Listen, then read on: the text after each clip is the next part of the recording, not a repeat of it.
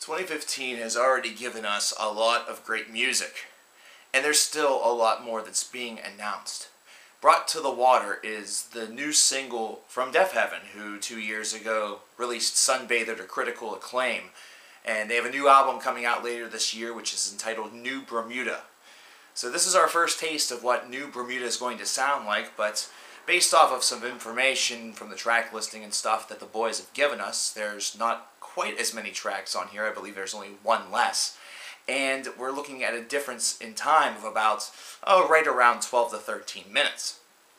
However, with Brought to the Water, this is a song that the band themselves really described as being a track that's all about going from, really the passage from childhood or adolescence into the uncompromising mode of adulthood, which can be at times extremely droll, very monotonous, extremely confusing, not to mention just generally a difficult transition for a lot of people that are new to the fold. And you might wonder how sonically this could be represented, especially in Deafheaven's unique tone, and yet they're able to pull it off. They're able to do this very, very nicely. There's a couple of assumptions that you can make with Deafheaven based around this song alone, and I think that these are assumptions that finally can be uttered without there being any sort of fear of them being untrue.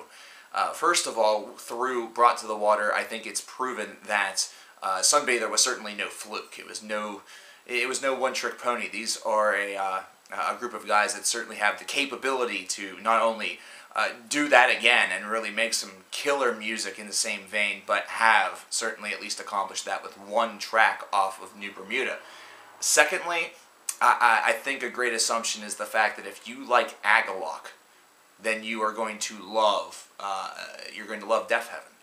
And I think that that's true principally because they remind me a lot of what Agalloch would sound like if they took more of a post-rock or post-metal approach instead of going for their atmospheric, almost avant-garde atmosphere. In fact, there's very much that could support a companionship between both of those groups. And thirdly, and finally, is the fact that Deafheaven right now has to take the cake as one of the most anticipated releases of the latter portions of 2015. This 8.5-minute long track sprawls across a real tightrope between fierce death metal that really just has the primal screams of somebody who is unwilling to sort of accept the world as it is, and then is transitioned into just beautiful post-rock heroics that go right back into what some would consider the black metal antics.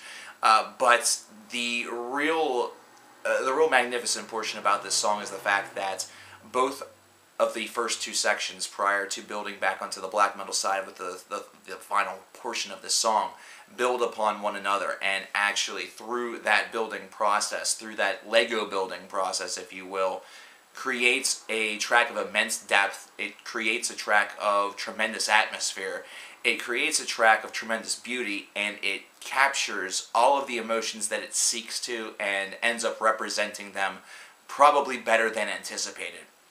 By the end of this track, whenever it fades out and then returns with a soft piano to close out this 8.5-minute long number, it just feels not only complete, but it feels sincere based around that which they were trying to represent. Because that soft piano could almost be seen as one of two things: a modicum of acceptance to adulthood, either that, or it could even represent the transition of adulthood into elder age. Overall, I love this track. This track is very, very well done. You can hear that over at the link that is in the description box below. And also, there's a competition going on right here on this very channel for the next 24 hours or so between Disturbed and Ghost, both of which have new albums out, both of which have new album reviews out, and they are competing to see who's going to have more views at the end of the first 48, since they were both posted at exactly the same time. There's links along the side here or on the bottom somewhere where you can check out those reviews. Both albums are actually very good. The Ghost album is just magnificent. But this Deafheaven album we're definitely going to be talking about later on this year, so you're definitely going to want to subscribe so you can be a part of that as well. Let me know what you think about Brought to the Water in the comments below. Let me know what you think about Deafheaven. Are these guys, first of all, is Sunbather one of the best albums of this decade? And second of all, are Deafheaven going to be really a band that really illuminates and kind of represents where music is going here in 2015. Let me know in the comments below. I'm CoverKillerNation, and I'll talk to you later.